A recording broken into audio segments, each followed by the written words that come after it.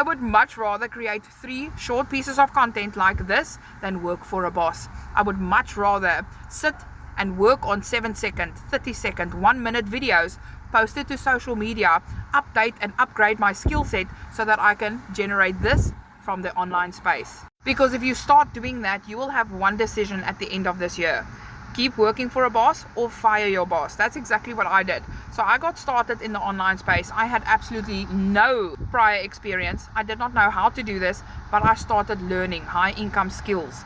And those skills allowed me to have days with my husband, to go on road trips, to have days like this right next to the beach, instead of trading my time for somebody else's life so that they can go and live theirs while I'm working for that.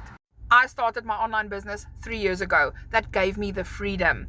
If you don't change the way you do things, you will always keep getting the same results. And I started at the age of 36 without any prior experience. So if you want to learn more about what I got started with, let me know in the comment section. Put ready right in the comments so I can get the information out to you.